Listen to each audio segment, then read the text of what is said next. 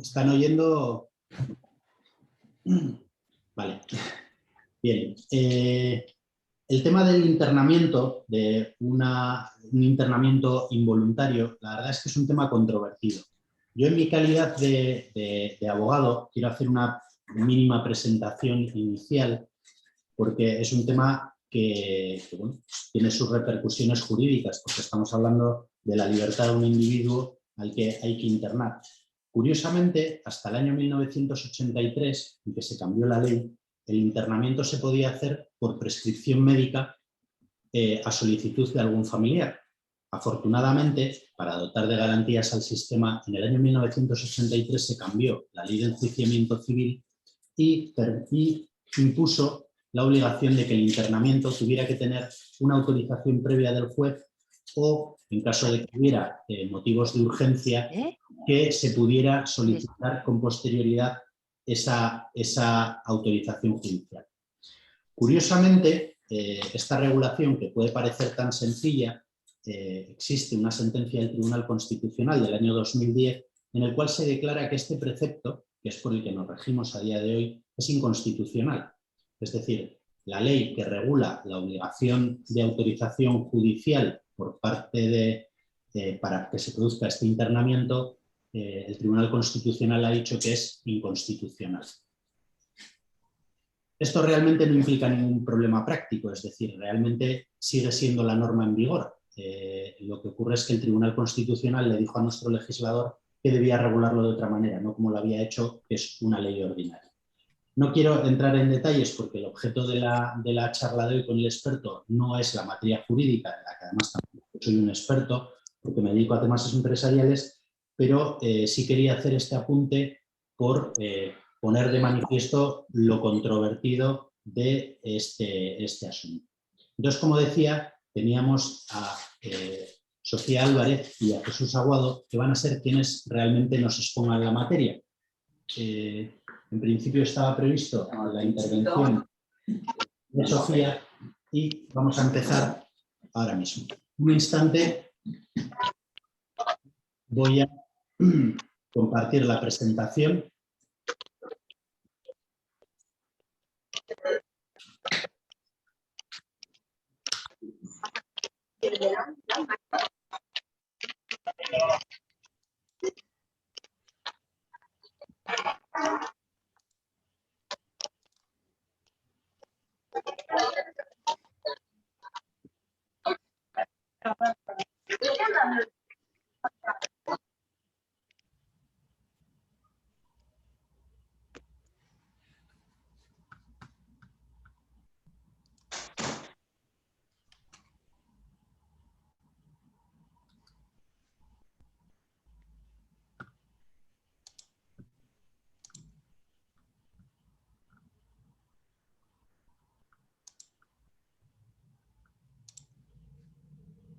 ¿Tenemos suficiente distancia entre tú y yo?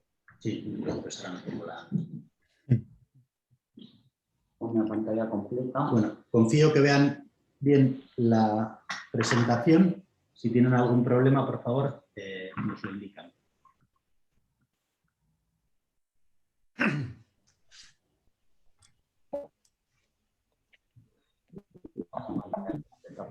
No lo van a ver. No, así mejor. Sí. ¿Me oís todos? Sí. Vale, estupendo.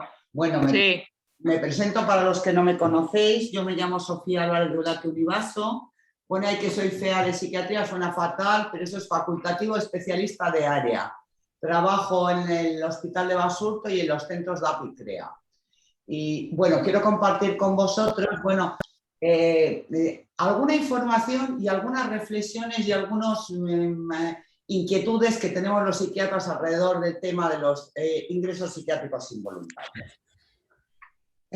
Lo primero que yo suelo decir a los residentes es que un gran poder conlleva una gran responsabilidad, en el sentido de que si bien los ingresos involuntarios, afortunadamente, por restringir un derecho fundamental como es la libertad, están sujetos, vamos a decir, a tutela judicial, realmente nosotros, en mi opinión, tenemos un gran poder en el sentido que muchas veces los jueces Incluso los forenses, con bastante frecuencia, se fían de nosotros respecto a nuestros criterios clínicos para proceder a un ingreso involuntario.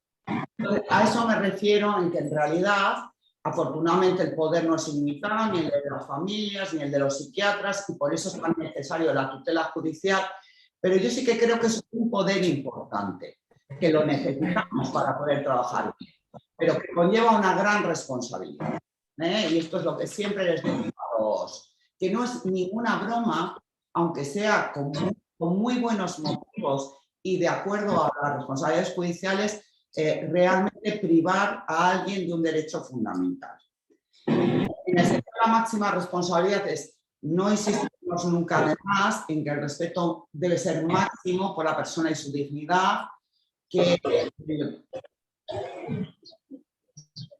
¿se me oye bien?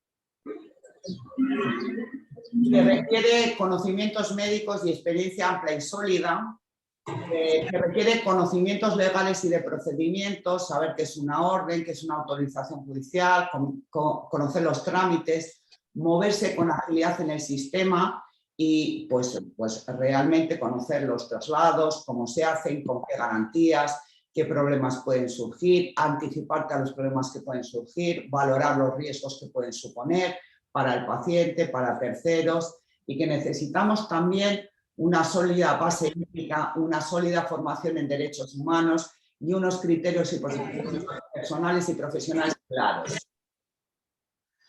Quería decir, porque parece que el involuntario es de la psiquiatría y afortunadamente el ingreso involuntario, pues realmente...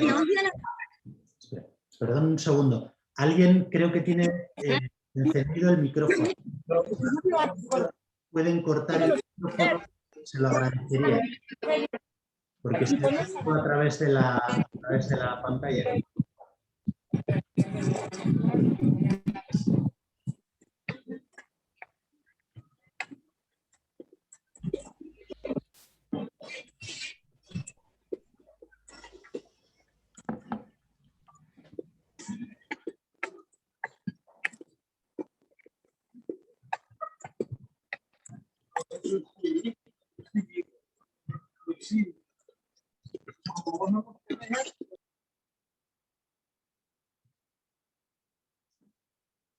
Vale. Quería comentar pues, que el ingreso involuntario existe fuera de la psiquiatría también. Pues, por ejemplo, la ley regula en que en situaciones de enfermedades infectocontagiosas, como pueda ser pues, el tener una tuberculosis bacilífera, pues si uno con una tuberculosis que es contagiosa se quiere marchar del hospital, pues la verdad, si avisa al juzgado y si hace falta se le pone los extraños delante de la puerta. Porque realmente eso es un peligro para el paciente, una tuberculosis pulmonar no tratada, un peligro cierto, grave y inminente y un peligro evidente para la salud pública. Recientemente hemos tenido un paciente con infección por COVID y patología psiquiátrica que solicita el alta de una planta de medicina, un paciente de 19 años al que se le ha dicho que tiene que estar confinado por ser contacto estrecho que no cumple. Quiere decir que tenemos muchísimas situaciones. De hecho, yo habitualmente en mi trabajo hago la consulta psiquiátrica de plantas de medicina y cirugía y realmente todas las semanas recibimos por lo menos una valoración de capacidad, competencia en relación a pacientes a veces claramente incapacitados, confusos, con demencias avanzadas, pero otras veces con riesgos no tan inmediatos, no tan graves, sin patología psiquiátrica evidente. Muchas veces realmente no es fácil valorar porque la competencia es distinta para cada acto y requiere vamos a decir, los consentimientos o las negativas o los rechazos del tratamiento cuando el tratamiento supone escasos riesgos, beneficios claros o los riesgos son muy graves, requieren un mayor nivel de competencia. Entonces, lo que os quiero decir es que realmente hay muchas situaciones en las que puede haber que valorar el tomar medidas que se salen del ingreso voluntario que conocemos todos y el consentimiento y todos estamos de acuerdo y todo es fácil o aparentemente fácil y no hay más que decir. Yo quiero insistir en que el ingreso involuntario, como es la incapacidad, son figuras jurídicas o no. No, a ver, el ingreso involuntario no es una figura jurídica, pero son situaciones que están reguladas, pero que tienen como objetivo el proteger pues, al paciente, pues por ejemplo, pues yo hace poco pues, vi un señor a todas luces demenciado que vive solo y se le encuentra desorientado en la calle a las 4 de la mañana con gran cantidad de dinero en su poder, por no extenderme, pero quiero decir que hay casos claros donde realmente el intervenir, incluso aunque el paciente no lo desee, puede suponer diferencias importantes en cuanto a protegerle y en cuanto a su salud, a su bienestar, a su calidad de vida, a su patrimonio, etc. Por ser polémica, que los que me conocéis sabéis que me gusta azuzar, bueno, pues sabéis que hubo una propuesta que se llama Proposición de Ley de Derechos en el ámbito de la salud mental, propuesta por Unidas Podemos, que realmente, a ver, no puedo criticarla por completo, ni mucho menos. Creo que señala algunos aspectos de la psiquiatría que realmente debemos revisar y debemos mejorar, pero bueno, pues la verdad es que me he tomado la molestia de revisarlo y pues he leído lindezas como ninguna persona será sometida a TEC, que me parece una señal evidente de ignorancia, y hablaban de la necesaria voluntariedad del internamiento y la atención libre de coerción, que me parecía ignorancia más buenismo. Pero bueno, me voy a quedar con que el espíritu es realmente avanzar en la protección de derechos y realmente mejorar la atención en salud mental y la protección y los recursos que reciben los afectados y sus familias. Y entonces, bueno, pues me voy a quedar con el espíritu de la ley. Pero lo que os quiero decir, que en la línea de lo que decía Unai de la polémica, a veces, a ver, las posiciones ideológicas estancas muchas veces no tienen en cuenta la complejidad de la realidad o las realidades no deseadas. ¿Qué más quisiéramos que algunas cosas, que algunas situaciones no existieran? Pero existen. Y tendremos que ir mejorando la respuesta que les damos, pero porque queramos que no existan, no van a dejar de existir. Quiero insistir que como la medida y el ingreso es terapéutico y la decisión es clínica, las fuerzas del orden público está claro que solo intervendrán en aspectos como franquear la entrada del domicilio si es necesario o proteger a todos los implicados en caso de necesidad.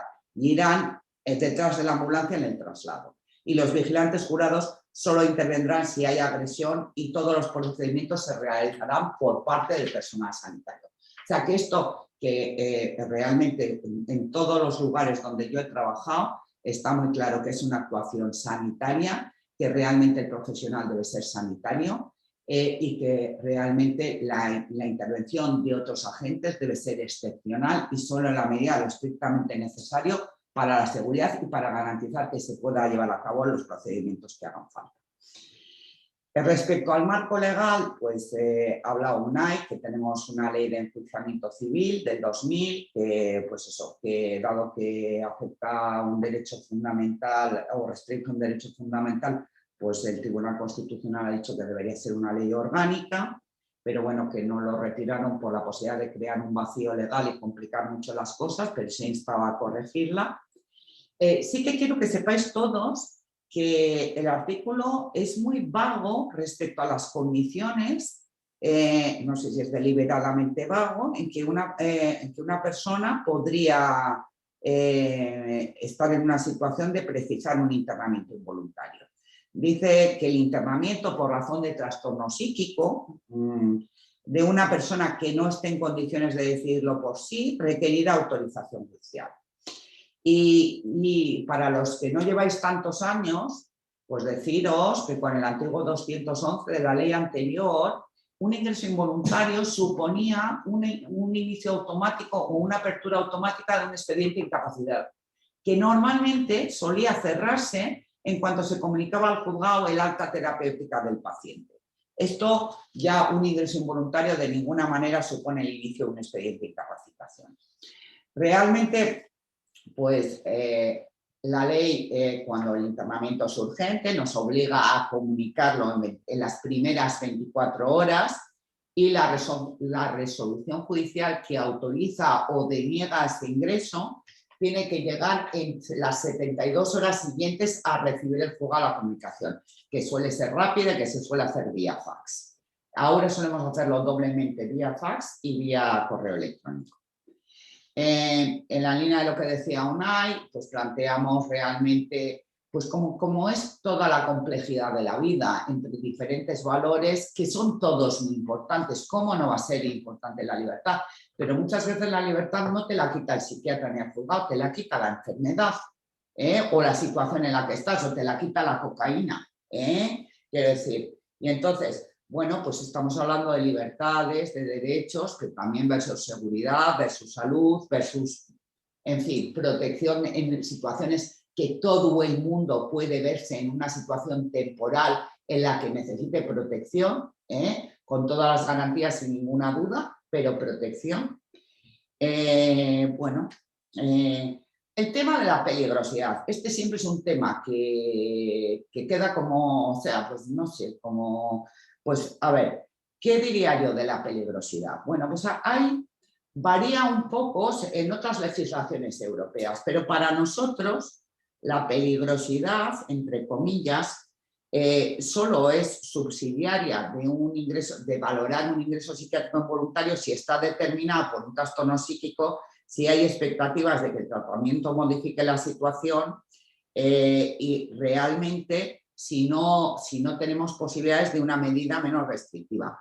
Porque realmente pues, no está contemplada, ya os digo que habla de trastorno psíquico en alguien que no pueda dar su consentimiento, porque nadie quiere volver a la ley de peligrosidad social, que para los que somos mayores no está tan lejana, y está claro, y esto sí que es a día de hoy, que suponía una discriminación con respecto a las personas sin trastorno psíquico con conductas violentas no delictuales que no son privadas de libertad.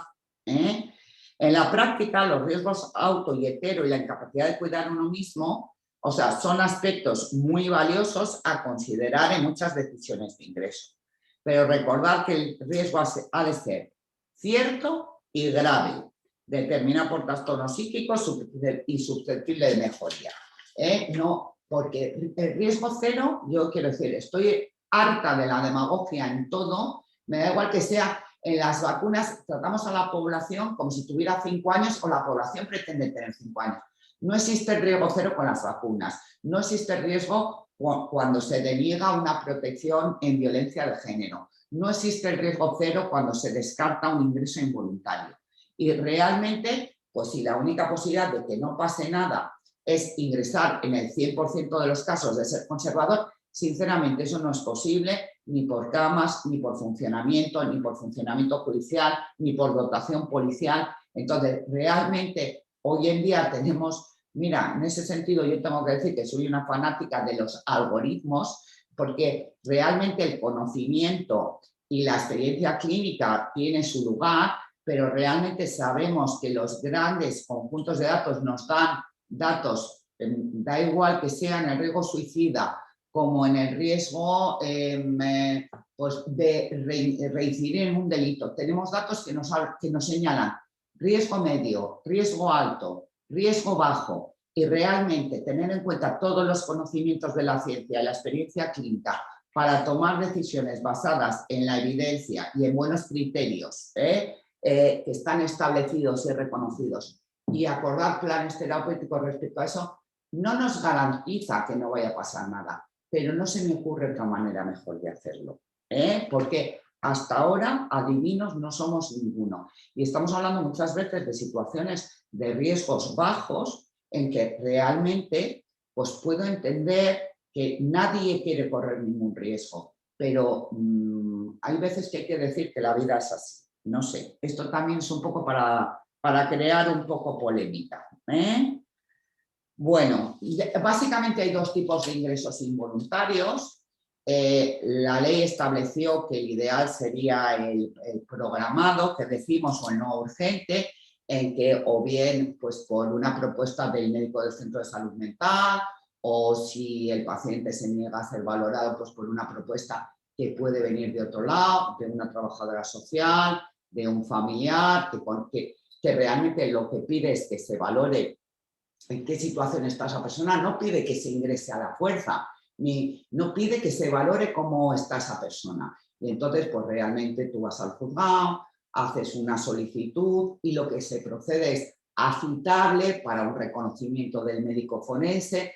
Tengo que decir que una cosa con la que yo estoy muy satisfecha es con que muchos forenses han visto la necesidad de aumentar sus conocimientos sobre los aspectos, o sobre la patología psiquiátrica, los aspectos psiquiátricos de los pacientes, y tenemos cada vez más un montón de forenses formados en psiquiatría, pues bueno, realmente que hacen mayoritariamente estas valoraciones con preferencia a la gente que tiene la expertización en psiquiatría y que después de una evaluación, pues el juez asesorado por el médico forense resolverá si autorizan un ingreso psiquiátrico. Entonces, con esa autorización, muchas veces desde el mismo juzgado se pide pues, que una patrulla desplace al paciente o bien que pues, una ambulancia desplace al paciente o que venga en el coche con su familia escoltado, lo que sea, y se proceda pues, al ingreso.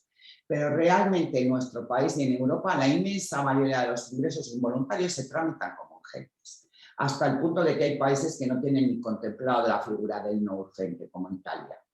Y los que sí lo tienen contemplados, que son muchos, realmente he mirado y en todos será mayoritario el ingreso involuntario urgente. Otra cosa que la gente no sabe, pues, lo del tema de ingresos involuntarios en residencia. ¿Se puede ingresar a la gente involuntariamente en residencia? Sí, con el mismo procedimiento. Existe la vía urgente y existe la vía no urgente. Lo que pasa es que algunas residencias cuentan cosas que no son verdad y que muchas veces la persona que te lo dice cree que es verdad, pero en general hay algunas residencias que son muy reticentes y piden autorización legal previa o incapacitación antes de autorizar el ingreso en una residencia. Pero la ley es bastante clara con respecto a esto.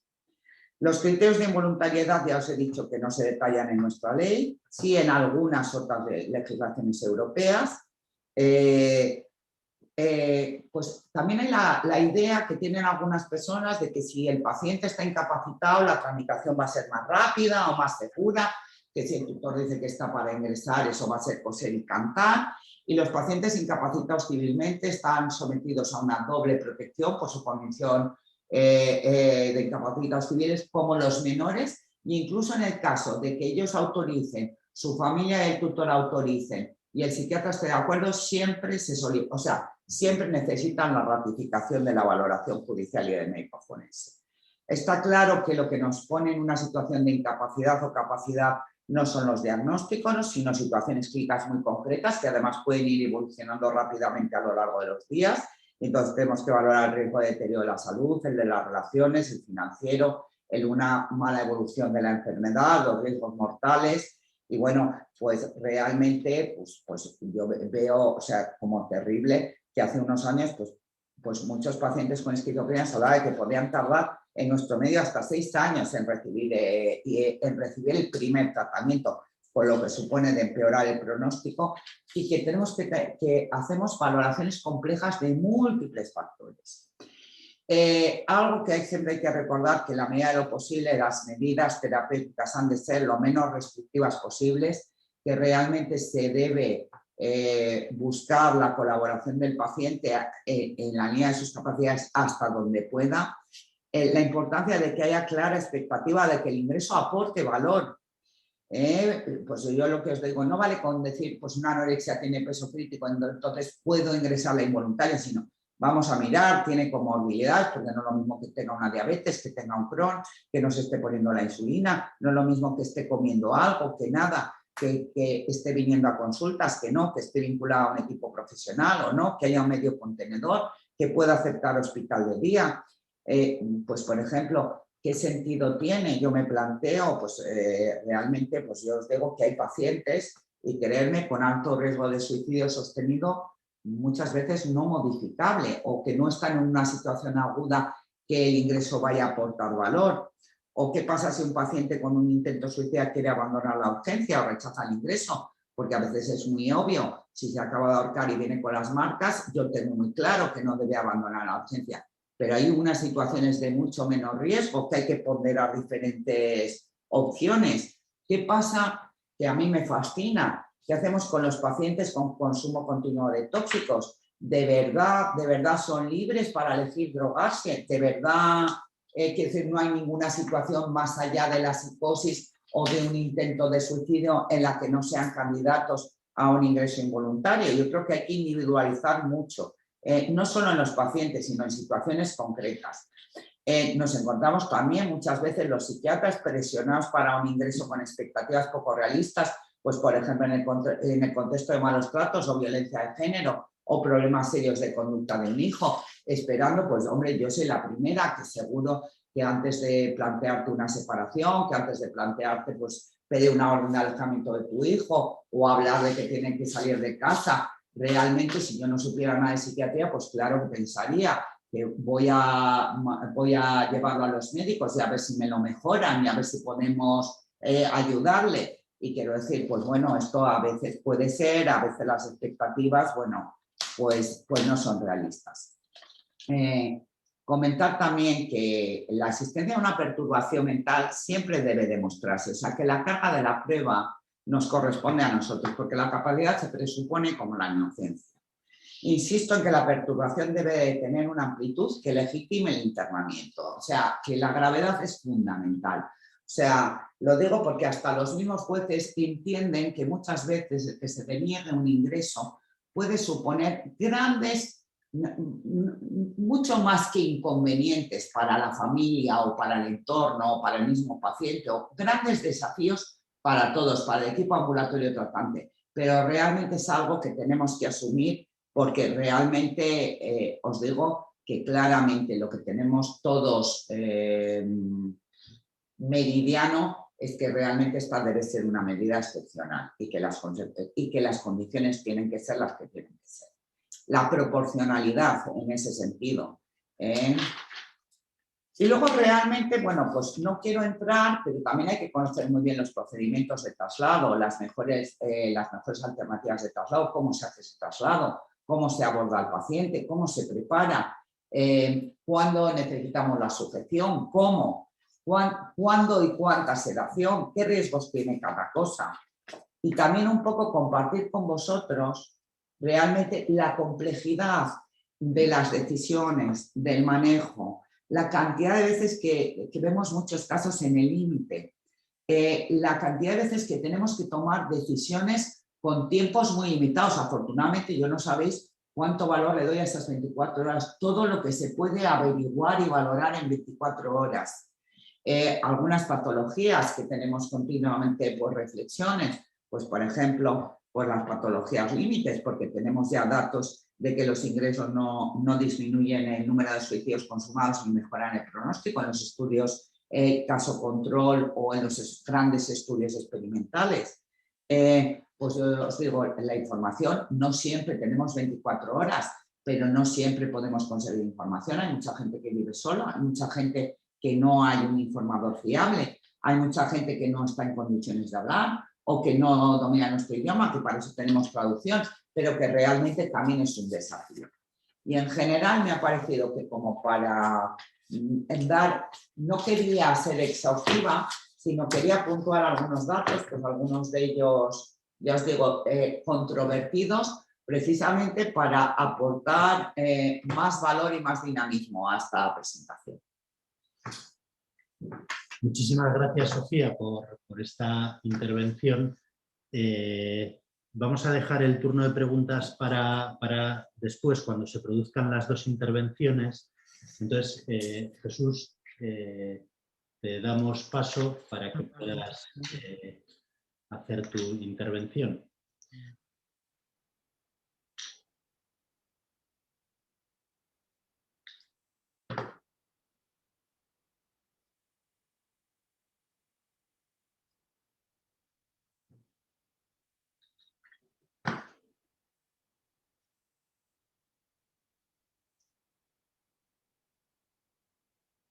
Jesús. Sí, ¿se me oye ya? Sí, sí, perfecto, gracias.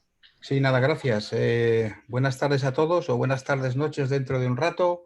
Bueno, me llamo Jesús María Ruiz Aguado y soy, en este caso, jefe clínico de la Unidad de Salud Mental de de la UPI en Vitoria, en Álava. Y bueno, en principio quiero agradecer a APS la invitación a participar en esta presentación y felicitar a mi compañera por, como siempre, pues esas presentaciones tan sesudas que hace y que no da tiempo un poco a respirar. Es algo que, como hemos trabajado juntos en el pasado y hemos charlado, pues siempre es algo que admiro en ella, esa capacidad mental.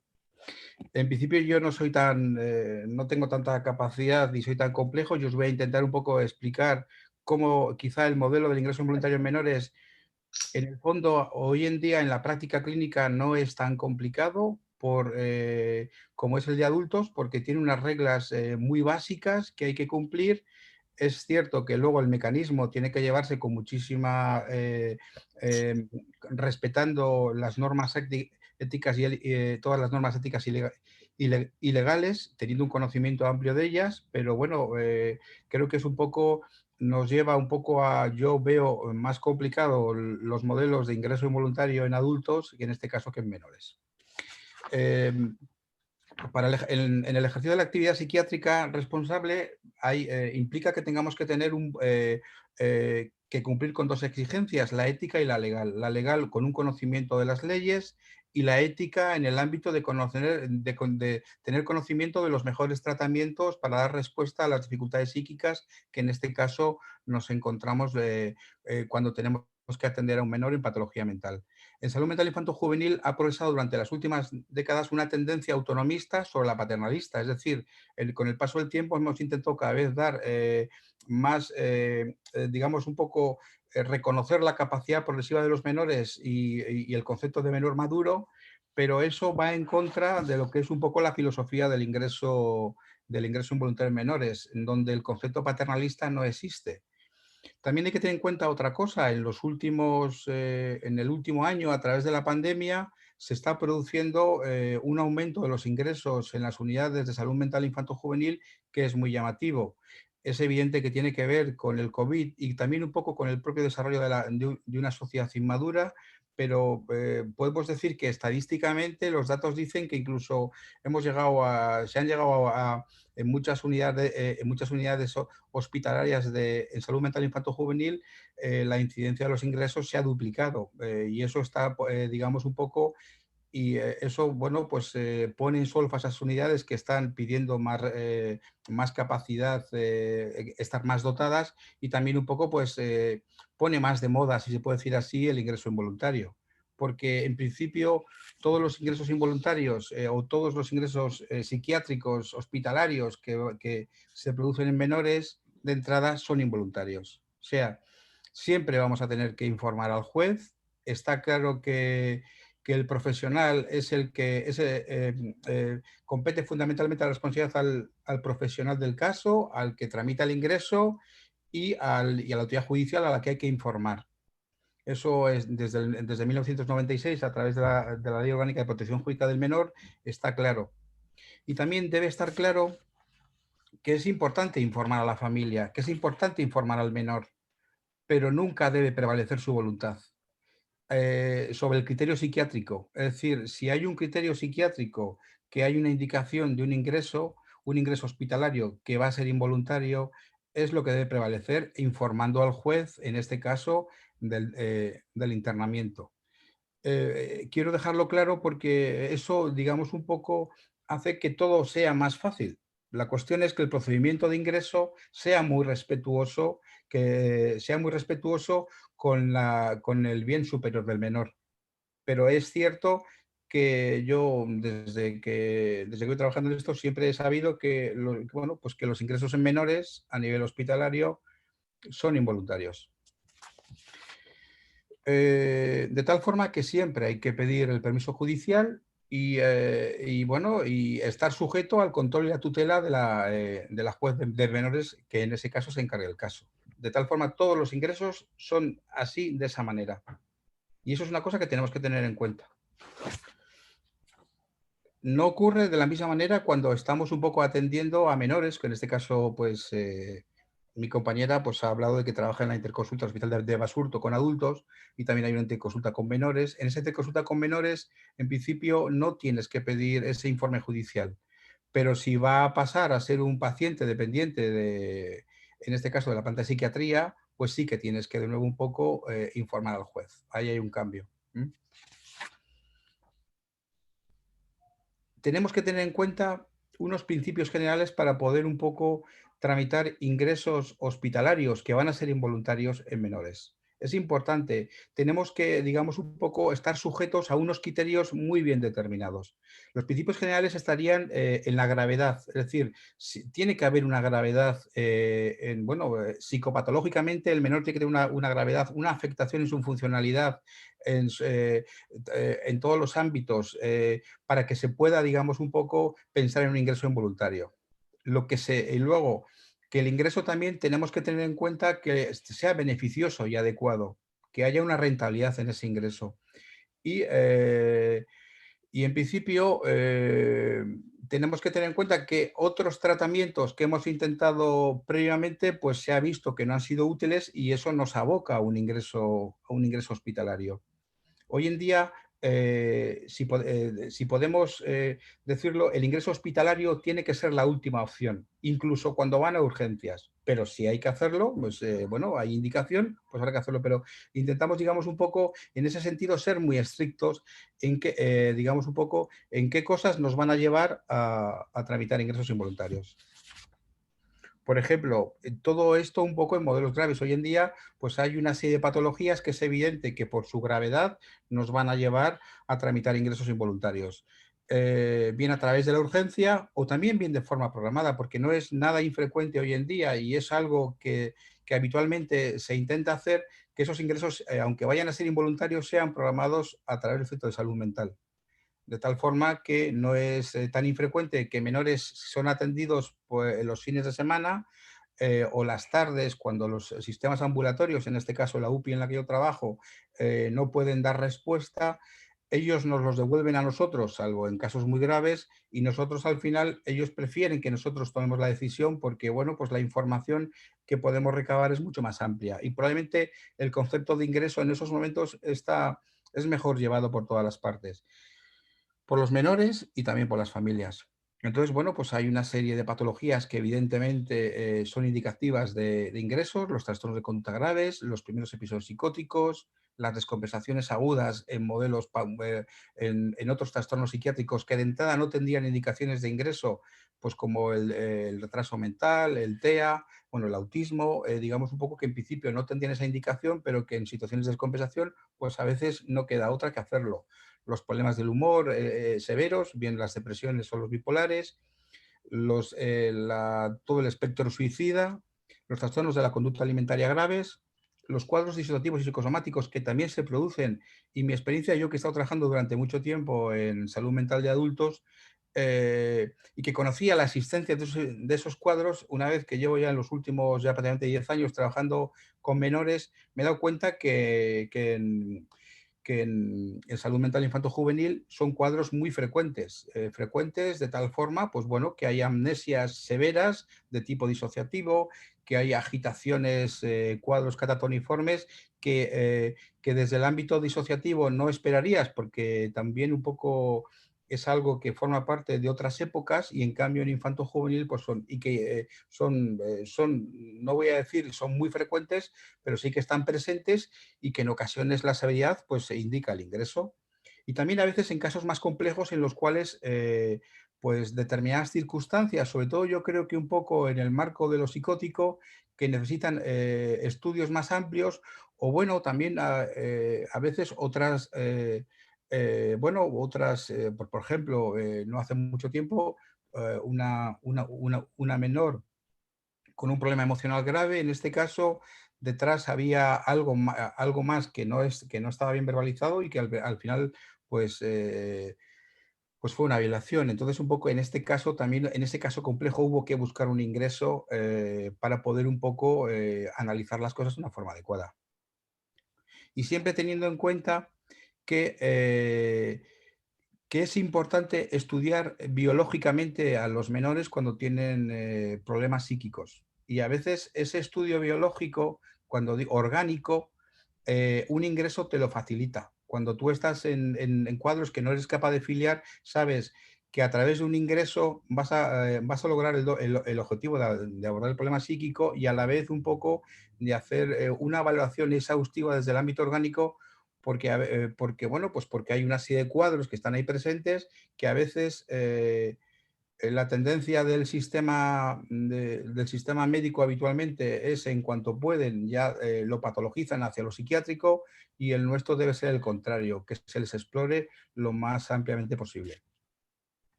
¿Cuál es la vía de acceso adecuada? Pues yo creo que la vía de acceso adecuada para un ingreso hospitalario en menores, que en este caso va a ser involuntario, tiene que ser a través de la unidad de salud mental. Es cierto que están las urgencias y que a veces no hay, hay situaciones que te llevan a tener que hacerlo. Pero si tenemos que tener una filosofía adecuada es intentar realizar ingresos de forma programada. De esa manera podemos planificar bien los objetivos. Ahora, hay situaciones en las cuales no hay otra. Muchas veces también un poco el planteamiento de la contención ambulatoria antes de tramitar un ingreso, pero hay situaciones en las cuales hay que hacerlo. Es decir, pero sí creo que en este sentido el ingreso en menores tiene que seguir un camino en el cual tenemos que intentar ser cumplidores con esa normativa que está ahí presente, de que al final un poco protege al menor, porque un ingreso hospitalario pues en determinadas circunstancias bueno, en determinadas circunstancias pues puede ser negativo y cuando realmente si lo hubiéramos hecho de una forma más trabajada, pues podríamos haberlo llevado de otra manera. Pero si al final hay que ingresarles, hay que ingresarles. Dentro de las causas hoy en día, los trastornos de conducta es evidente que son es la causa más frecuente de hospitalización. Y en esta época del COVID realmente ha habido un repunte de trastornos de conducta en el espectro fundamentalmente femenino, adolescente femenino, porque ha cambiado un poco el tipo de paciente que acude o que al final acaba siendo ingresado. Pero bueno, pues bueno, pues hay cuadros lo suficientemente graves que ponen en riesgo a los menores o la integridad de terceros, en los cuales no te queda otra que ingresarles de forma involuntaria y luego también un poco explorar la comorbilidad que puede ser con el abuso de sustancias, con situaciones traumáticas que puedan, digamos, un poco estar presentes y que fomenten estas dinámicas. En cuanto a los primeros episodios psicóticos, es evidente que hoy en día tenemos que intervenir lo más rápidamente posible. Eso lo sabemos además de forma adecuada, que no podemos estar prolongando las experiencias psicóticas en el tiempo porque al final son neurotóxicas y generan, y sobre todo en menores que están, bueno, pues que están evolucionando y que están desarrollando su identidad y bueno, se sabe que eso no es bueno. Entonces, muchas veces ante episodios psicóticos, la necesidad de un ingreso es palmaria, es evidente. Además, el ingreso ante un primer episodio psicótico pues va a permitir hacer toda la batería de pruebas necesarias, tanto en el ámbito psíquico como en el ámbito médico, para que bueno, pues se puedan descartar estas causas. Entonces, un poco ante la sospecha de un episodio psicótico, hay una indicación clara de ingreso. Ingreso que será involuntario. También el tema de suicida. Creo que al final, en las dinámicas suicidas, tenemos, en todo lo que es el espectro suicida, tenemos que pensar que son adolescentes y que no son adultos. Entonces, bueno, pues se hace la valoración de cuáles, perdona, tengo el teléfono que me funciona, lo voy a apagar. Se hace una valoración exhaustiva de cuál es la dinámica y en ocasiones pues hay que ingresarles porque no nos queda otra. Pues cuando hay un grave riesgo físico a través del acto, la intencionalidad, cuando hay cuadros psicóticos asociados graves, cuando son pacientes muy impulsivos descontrolados, cuando hay problemas de violencia o problemas cuando no hay un soporte externo, pues está claro que hay que ingresarles. Y creo que ahí, en ese sentido, pues debemos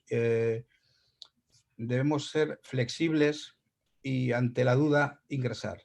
Yo creo que es una de las cosas que he tenido en esta vida porque al final los pacientes se suicidan y los adolescentes se suicidan y se están suicidando y creo que en la experiencia de quien trabaja en todo esto, pues es evidente que todos tenemos pacientes que se han suicidado y bueno, y como otros casos en adultos, pues sabemos que a lo mejor en algún momento determinado, pues se podía haber hecho alguna cosa más si hubiera habido momento para. Entonces, cuando tienes ese momento para y estás ante una posible situación suicida compleja, pues sí, pues lo tienes que ingresar, lo ingresas, porque no, ahí estás haciendo una protección del menor, evidentemente.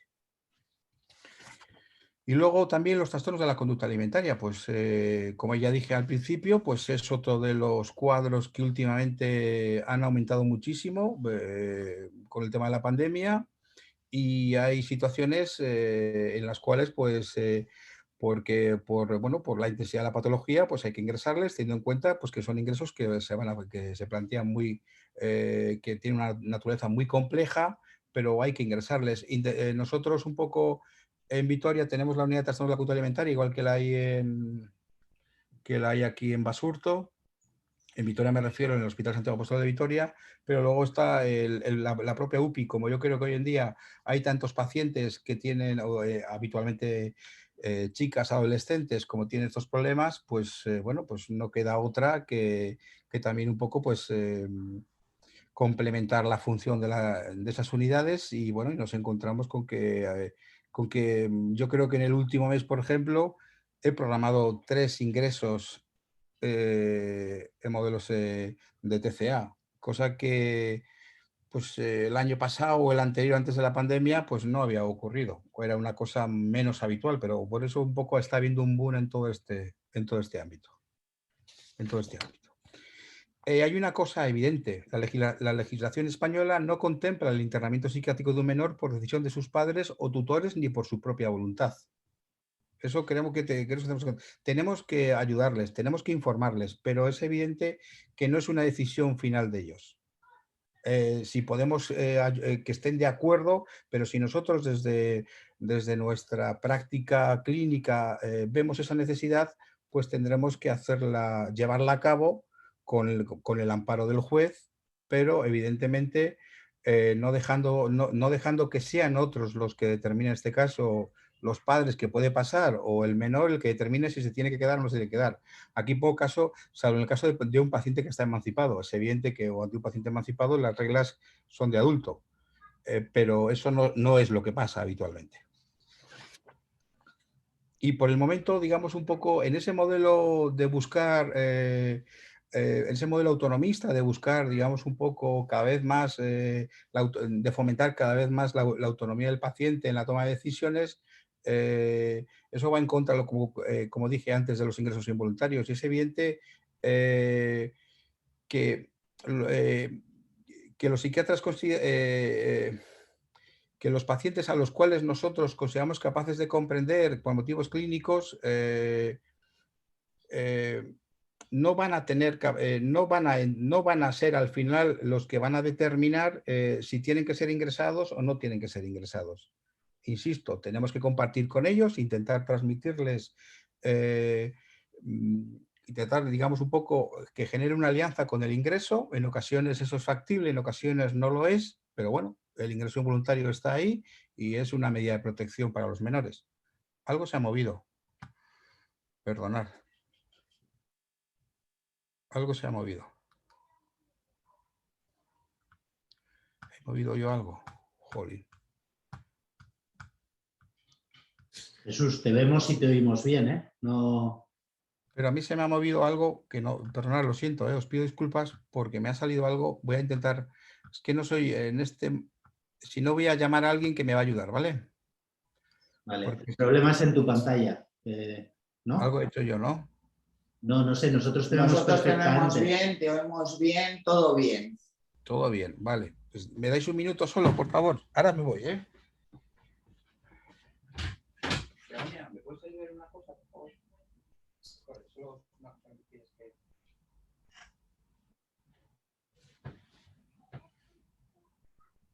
Perdón un segundo, estas son las cosas a las que todavía no estamos acostumbrados. Estas son las cosas del directo. Pero... Se me ha puesto ahí en la esquina aquella. Eso es ampliarlo. A ver.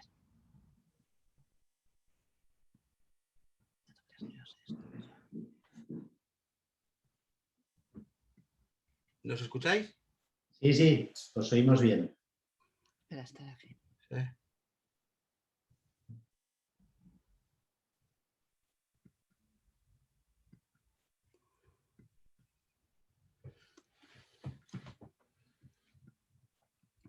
Vamos a ver si conseguimos moverlo. No sé por qué lo ha reducido así tanto. Yo no lo he reducido. No tengo ni idea. De repente ha sido. Sí, ha sido que he tocado algo y se me ha ido. Aquí está. Espera. Eso es. Y ya está. Esto es.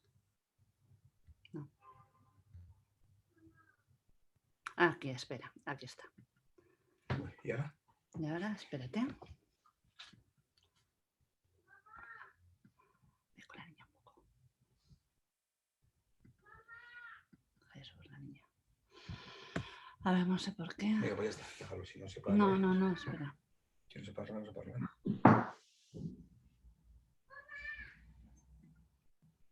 Esto está aquí. Es aquí. Esto. Compartir este. A ver.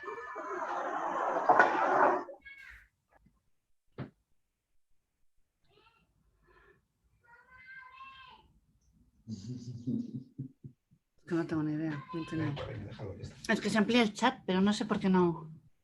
Salimos de él. ¿Por qué no se amplía la ¿Salimos de cámara? Sí, salimos de aquí. Salimos de aquí. Chico, no tengo ni idea. Bueno, pues nada. Estará aquí abajo, espera. Aquí.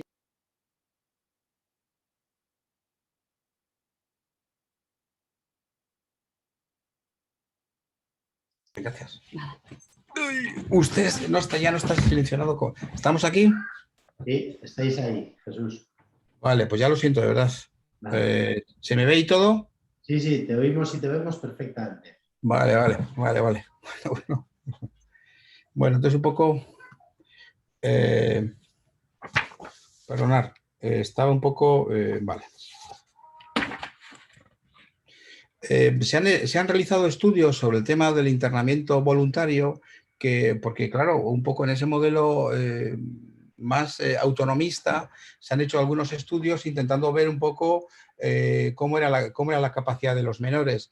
Y se vio al final que aunque los menores tenían capacidades cognitivas, no eran lo suficientemente altas para entender todo lo que suponía el internamiento.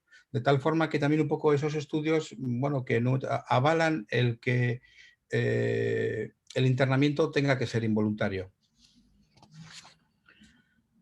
Otra de las características un poco del internamiento involuntario es que tenemos que tener en cuenta que el internamiento por razón de trastorno psíquico en una persona sometida a la apatía potestad, que es en este caso los menores, siempre va a requerir autorización judicial. Bien previa al ingreso o a posteriori en el urgente. En este caso, entre las 24 y 76 primeras horas.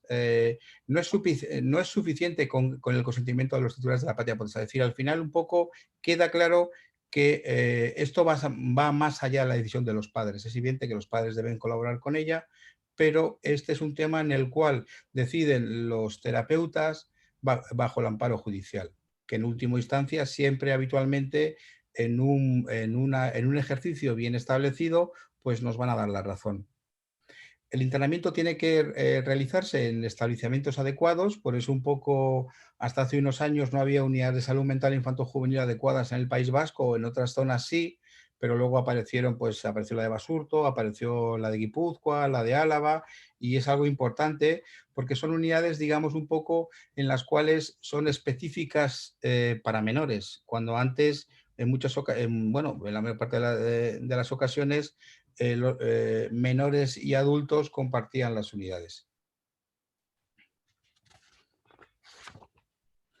También un poco en ese modelo de cómo actuar, cuando ya se toma la decisión del ingreso, pues hay que informar al juez y luego esa información al juez se debe mantener de forma periódica, que dependiendo de las circunstancias es cada 6 meses o en ocasiones, dependiendo cómo lo estipule el juez, pues puede ser cada menos tiempo.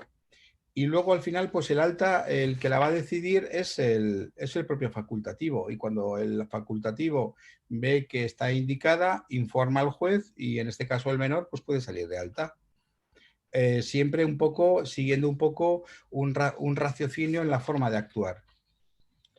Un procedimiento de ingreso, de internamiento urgente, recomendable,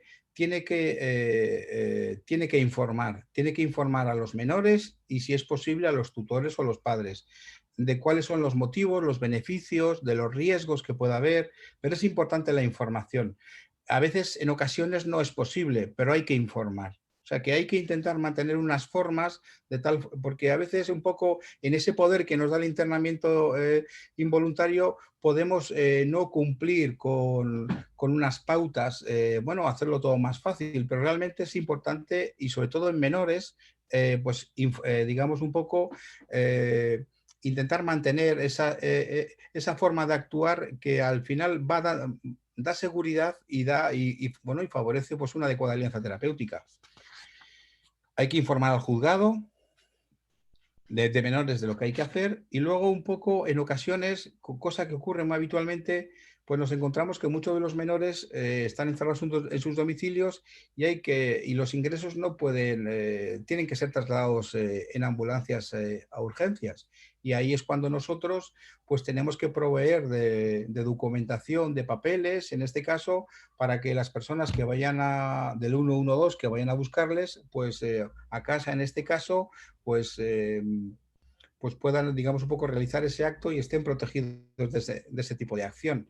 En el caso de el 112 hoy en día, pues en muchas ocasiones, bien a través de no siempre nos pide informes, pero sí es verdad que pide que nosotros, digamos, nos demos a conocer e informemos de la situación e informemos de la indicación. Entonces, un poco el 112, pues a los sanitarios, en este caso, que suelen ir acompañados por la policía, cuando van en ambulancia, pues un poco les da la venia para poder hacerlo. Pero el informe es fundamental. En el caso de los ingresos que realizamos con el hospital hoy en día, cada día más, como existe una conexión telemática global, hoy en día ya los informes, en el caso de Álava, no los utilizamos, sino que un poco apuntamos en la misma historia clínica la indicación, los motivos, y luego cuando los menores llegan, pues un poco ya ahí en esa historia clínica está reflejado esa indicación manuscrita, pero a través del sistema telemático. Y luego un poco los ingresos programados también un poco pueden en momentos determinados no necesitar inicialmente el informe del juzgado, pero al final sí que tienes que informar al juzgado. ¿Por qué? Porque cualquier ingreso en psiquiatría de menores, salvo aquellos menores que están emancipados, es un ingreso involuntario. En conclusión, ¿cuál es mi visión sobre todo esto? Y un poco que estamos obligados a conocer las normas ético-legales en la actuación en psiquiatría infanto-juvenil, que debemos ser, digamos, muy estrictos en su cumplimiento, porque de esa manera, digamos, un poco estamos protegiendo a los menores, pero que si hay que ingresar a los menores, pues no debemos tener dudas. Es una decisión nuestra amparada en los jueces, inicialmente es nuestra y luego puede estar amparada en los jueces, y no debemos estar, digamos, un poco, no debemos dudar o no debemos buscar, digamos, un poco, o permitir que en este caso los propios menores, a los que por la edad podemos considerar competentes, o las familias determinen si es necesario o no es necesario. Si nosotros creemos que es necesario el ingreso, lo debemos implementar y seguir para adelante. Pues nada, muchas gracias. Y ya siento esta desconexión. No te preocupes, Jesús. La verdad es que muchas gracias a los dos, porque dentro de la complejidad del tema creo que habéis realizado una exposición que incluso alguien como yo, que no tiene nada que ver con esta movida y no entiende mucho, pues he conseguido comprender algunos conceptos. Pero uno de los objetivos que desde APS se plantean para las charlas del experto es precisamente que pueda haber un intercambio o una comunicación con los asistentes, con lo cual, si os parece, abrimos el turno de preguntas para que aquellas personas que quieran puedan plantear las dudas, activan el micrófono y intentamos participar ordenadamente. Por favor.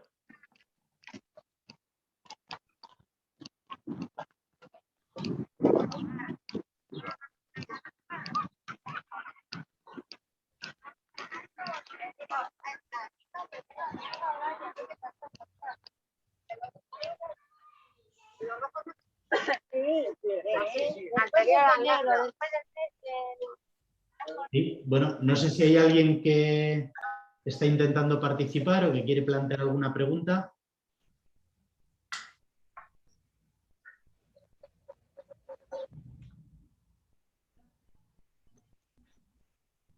Bueno, pues si os parece y visto que no hay ninguna cuestión, parece ser que tanto Sofía como Jesús han dejado todos los conceptos muy claros.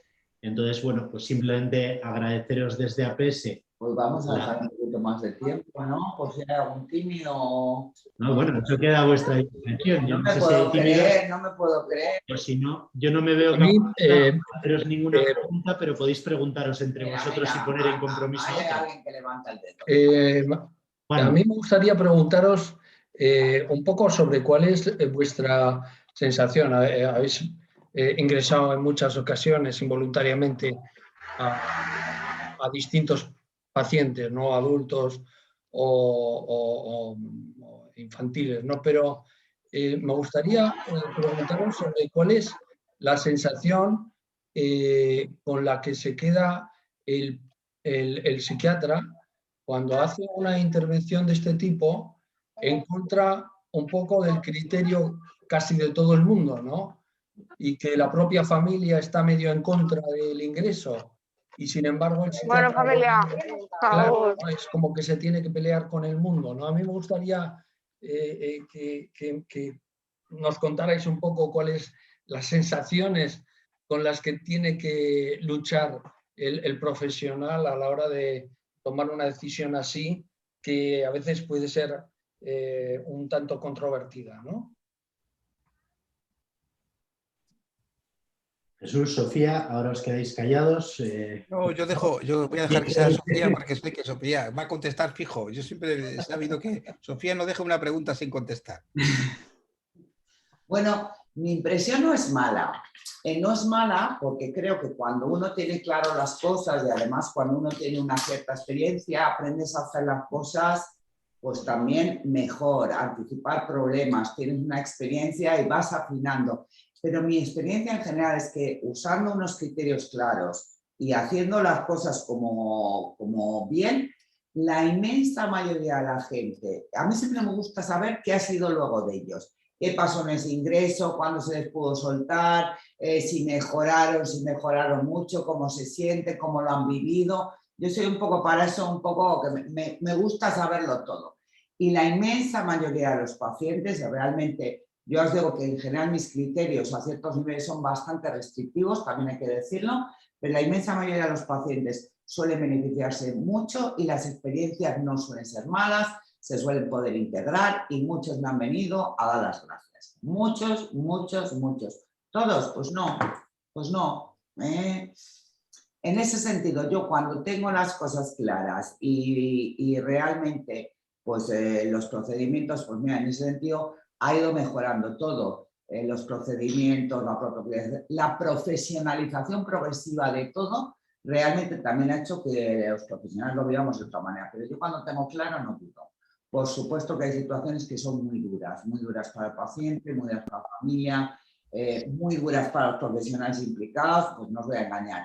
Pero realmente, bueno, yo creo que es parte de nuestra práctica clínica, es algo importante, es algo que tiene un sentido, es algo que beneficia mucho a nuestros pacientes y yo en ese sentido no tengo ningún problema.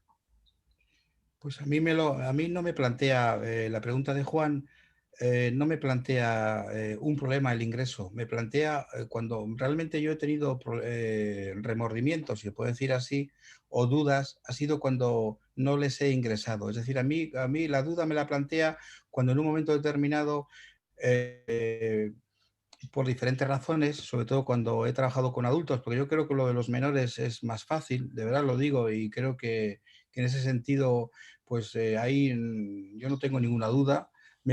Sí, cuando he tenido con adultos ciertas decisiones que he tomado, me han planteado dudas cuando les he mandado a casa y podía haberles ingresado de forma involuntaria, y yo es donde realmente he tenido, pues en algunos momentos, situaciones en las cuales no, pues he estado preocupado al día siguiente intentando un poco cerciorarme las cosas. Y como la práctica clínica que hemos tenido habitualmente todos nosotros ha sido muy extensa a lo largo de los años, pues todos tenemos experiencias en las cuales hemos mandado a gente a casa, en las cuales hemos intentado trabajar siguiendo el protocolo, con la mayor dedicación y la mayor implicación, y luego los resultados pues han sido negativos. Y a mí, sinceramente, las dudas me las he planteado en mi desarrollo profesional, no cuando he tomado decisiones de ingreso involuntario, sino cuando en algunos casos he estado ante la duda, y es evidente que ante la duda, pues en muchas ocasiones tienes que mandar a casa, y en esa duda pues se ha podido dar pie a, bueno, pues a que ocurran cosas que no han sido tan buenas. Esa es un poco mi visión de las cosas. Perfecto. Pues muchas gracias. ¿Alguno se anima a tratar de resolver alguna otra duda que seguro que queda en el tintero? Hola, buenas. Hola, buenas tardes. Hola, buenas tardes. Bueno, lo primero de todo quería felicitaros a los dos. Me ha parecido una exposición magnífica. Yo soy, bueno, he hecho el MIR este año y una de las especialidades que me planteo hacer es psiquiatría y bueno, pues un poco por eso también he accedido a estas charlas y me ha parecido súper interesante. Y bueno, un poco más en relación con esta pregunta que han hecho también, para cada uno de vosotros, más a nivel, bueno, como profesional o como, bueno, decisiones personales, ¿cuáles son esas claves que os hacen decantaros por ingresar o no cuando tenéis dudas acerca de un paciente? ¿En qué puntos creéis que sobre todo tendríais que definir? Pues por ejemplo, no sé, pienso, ¿no? Igual, pues si tiene apoyo no familiar, ¿no? ¿Qué puntos serían los que para cada uno de vosotros son los más importantes a la hora de que si tienes dudas optar o no por ese ingreso?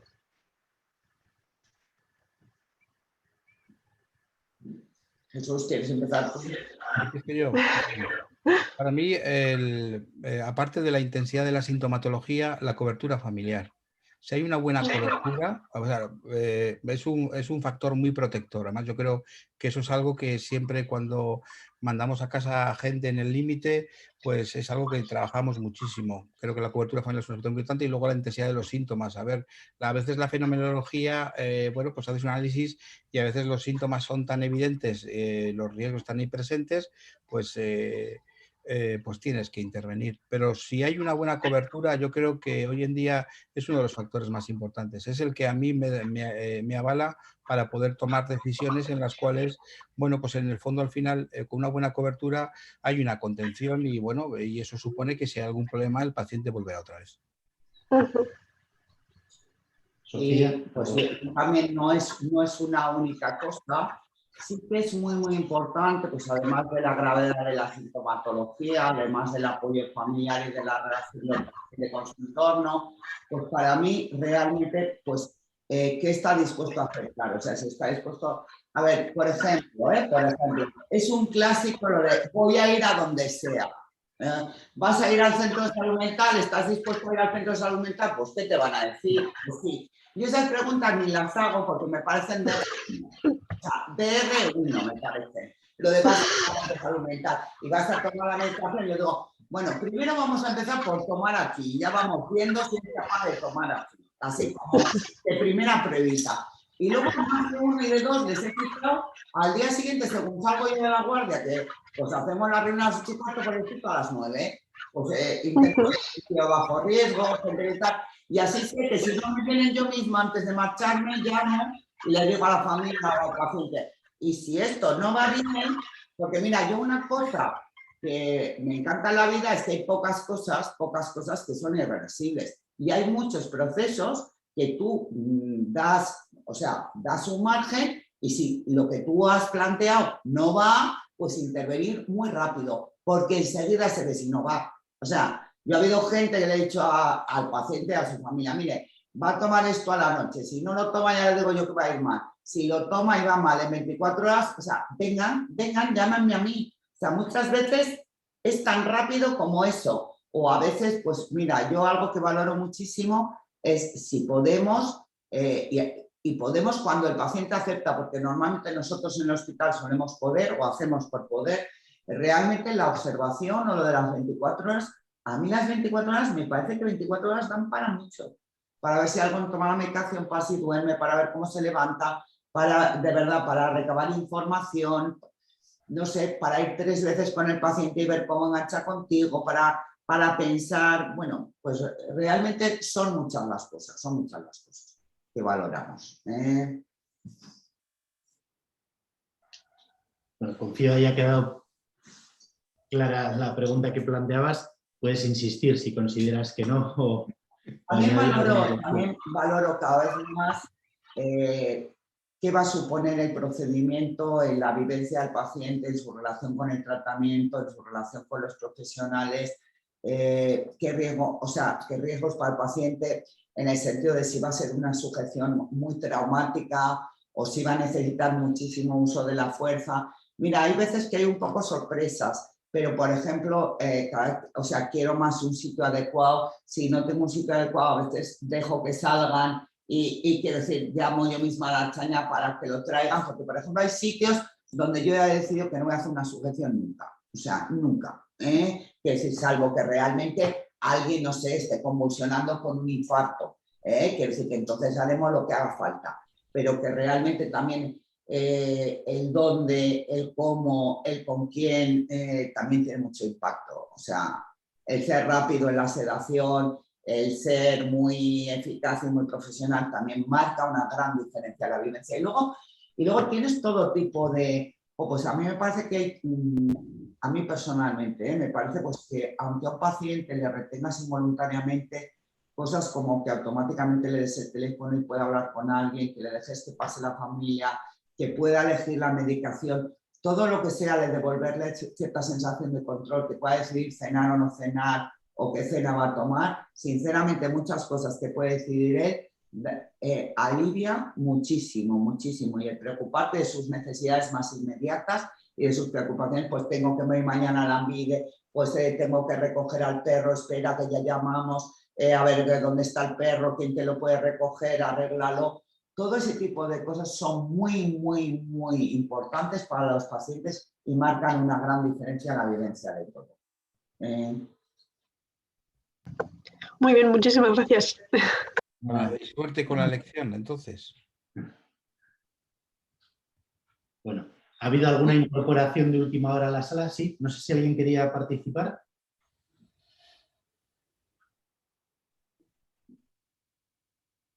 No, perdón, me ha parecido escuchar a alguien. Bueno, decía, ha habido alguna incorporación en el último minuto, aunque no podemos volver a repetir toda la ponencia, pues sin duda, si alguien quiere plantear una pregunta, todavía estamos a tiempo. Así que, aunque haya podido ser algo un poco anterior, que no haya vergüenza y no haya problema, por favor, ya que nos hemos decidido a participar un poco.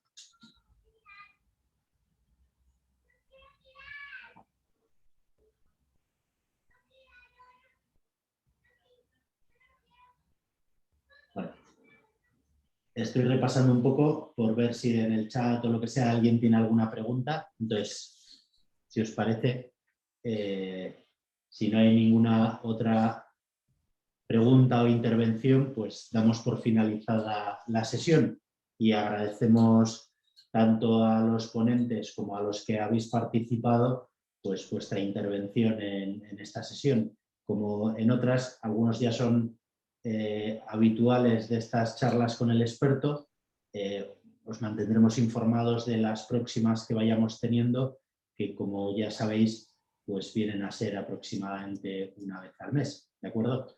Así que por lo demás, que paséis buena tarde y que intentemos mantenernos todos en estas circunstancias lo mejor posible, ¿de acuerdo? Gracias.